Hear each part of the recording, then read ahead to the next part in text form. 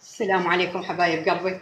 إن شاء الله اليوم تكملة للفصل البشت البسيط. أول شيء نخيط الكتافات.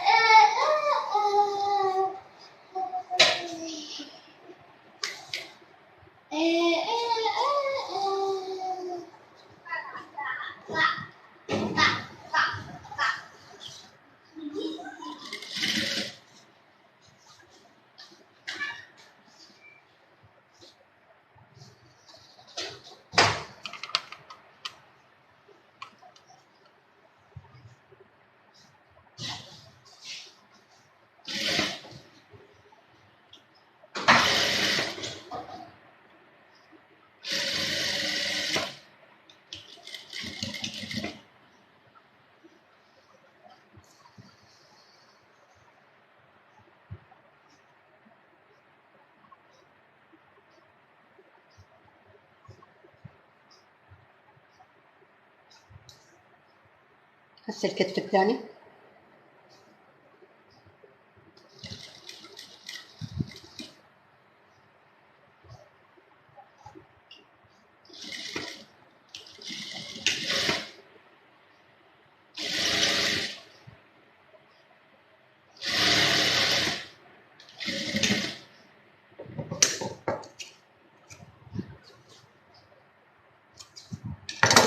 المرحلة الثانية نيجي نقشر النص مال الركبة الخلفية.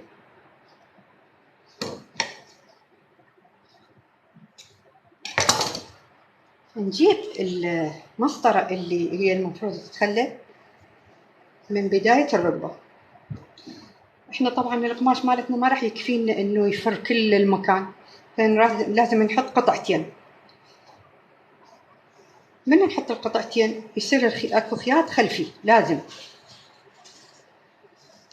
شوف الخياط الخلفي وين راح يصير. هذا اجي اخليه على التأشيرة اللي سويتها.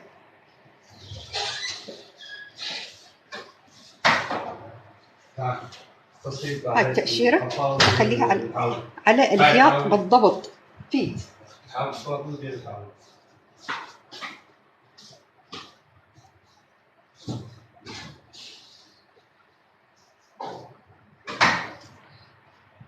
واجي امشي كل المسافة.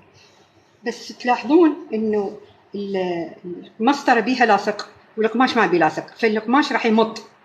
انتم لا تخلوه يمط، حاولوا تدفعون به هذا المسطرة تبقى على وضعيتها ما تنمط. يعني اذا مطيتوه يعني برهاوة راح يصير مثل الانتفاخات.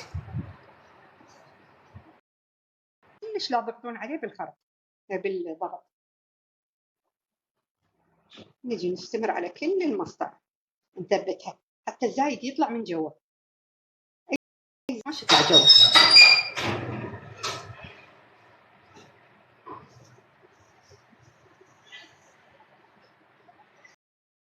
اوفر راح تخيط قطعة وتخلي القطعة الثانية تثنيها عليها، واللي عندها اوفر راح تخيطها بالطريقة هاي.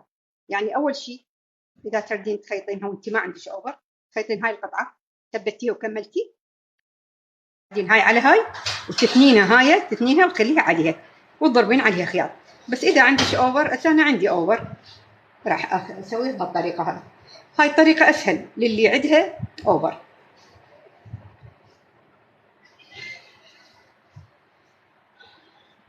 مثل ما قلت لكم حاولوا لا ينمط عندكم القماش.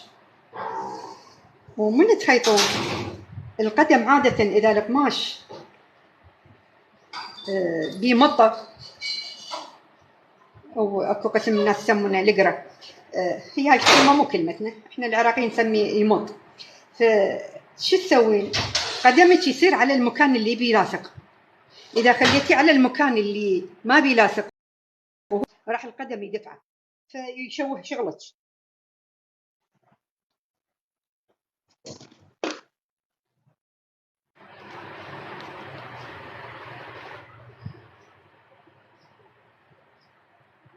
ثبتينه كله لحد ما تتأكدين إنه هاي الدنابيس راح تساعدك إنه ما تخلي القماش يمط عندك.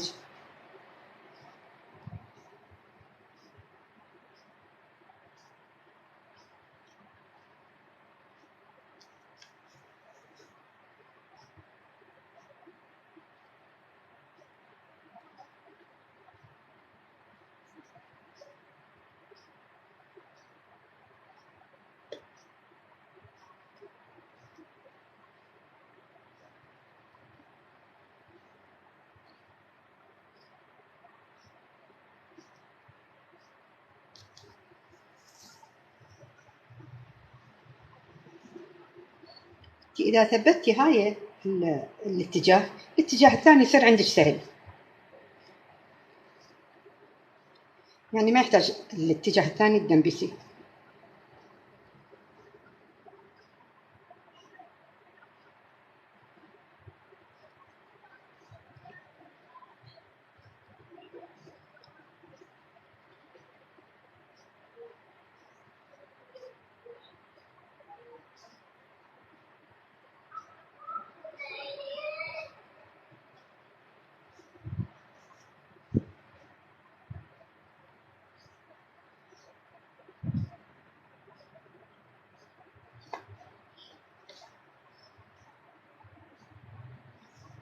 دائما من تشوفون عندكم صار اكو هنا خياط تفتحون الخياط،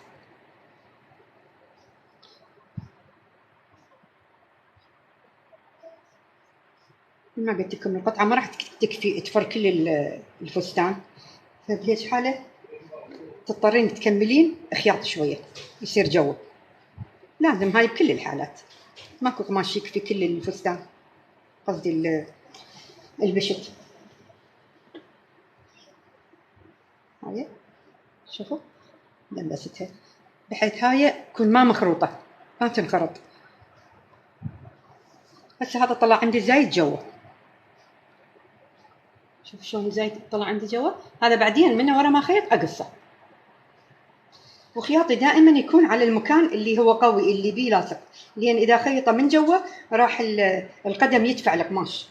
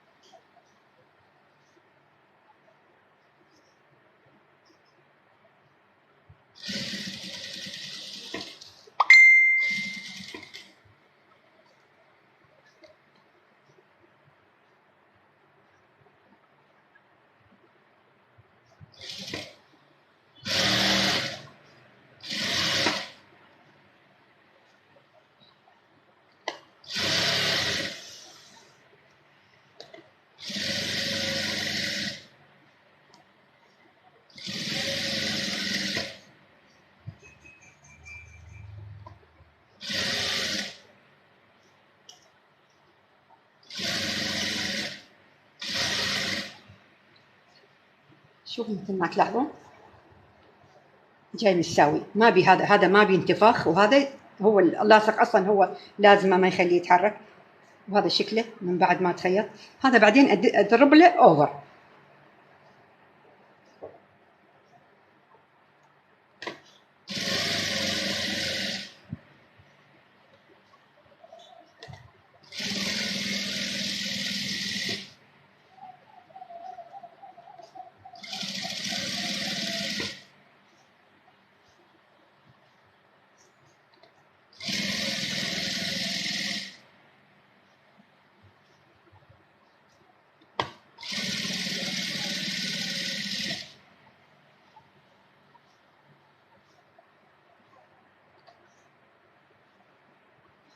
مثل ما قلت لكم دائما اذا اجى عندكم خياط تفتحونه.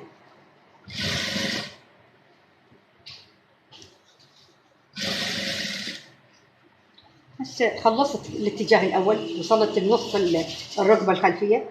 هسه اجي اشتغل من غير دنابيل. انا ادفع القماش. هسه الكتف الثاني هم لازم افتح خياطه.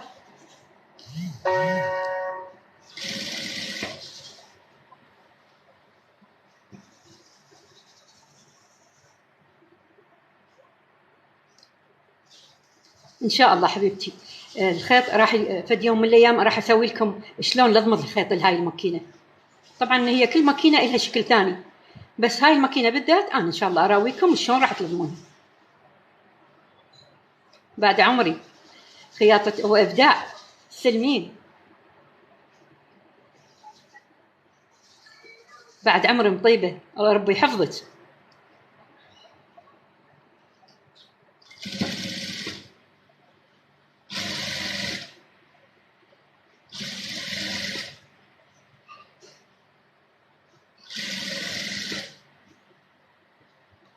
بنات مثل ما تدرون انا جديده على التيك توك وما جايه اعرف شلون اتعامل وياه. فاذا مثلا وحده من عندكم عندها خبره هواي بالتيك توك، بلكن تدخل لي خاص تفهمني شلون اشتغل. هسه انا مجرد اعرف افتح البث، بس ما اعرف مثلا انا اذا مثلا اريد ان اخلي لي قدامي موبايل واشوف تعليقاتكم، لان هسه الا ادنق على الموبايل اللي هو نفسه اللي يصور وارد على تعليقاتكم. فاريد بس هاي الحركه تعلموني عليها، لان انا كلش جديده على التيك توك وما عندي احد بالبيت يساعدني، تدرون بس انا والحجي.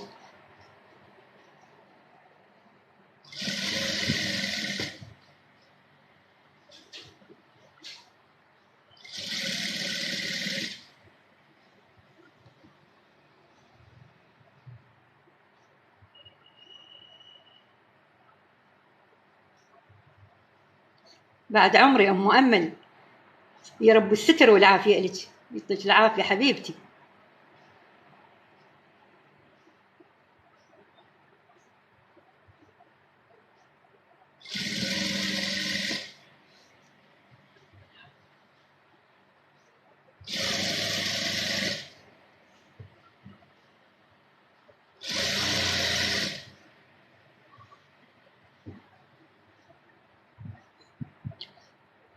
بعد عمري خياطه وابداع.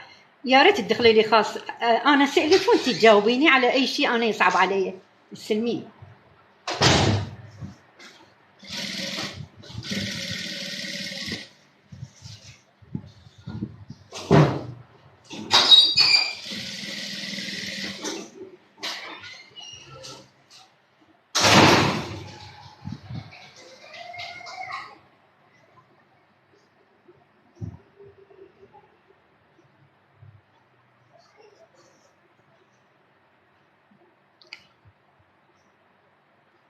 حبيبتي انا مكاني بالبصره بالابله، معقل الابله. هذا حبيبتي اسمه البشت، خياطه البشت.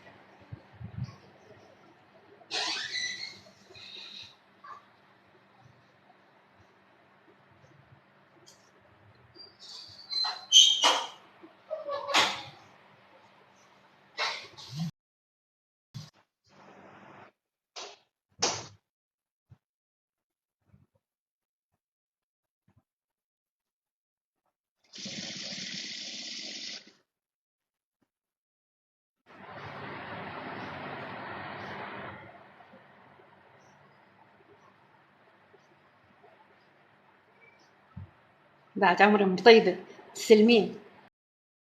صار لي يمكن ما ادري اعرف كم سنه، صار لي سنين انا على اليوتيوب قناتي وعندي فيس،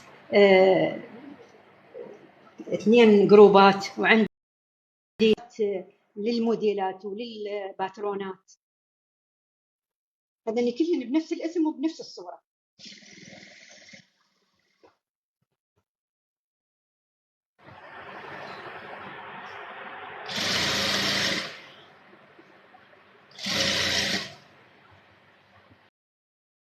بنات ملاحظة، هاي اللي قلت لكم عليها القماش إذا مط فانتم لازم تخلون القماش اللي بيه لاصق فوق، لان القدم يدفع القماش.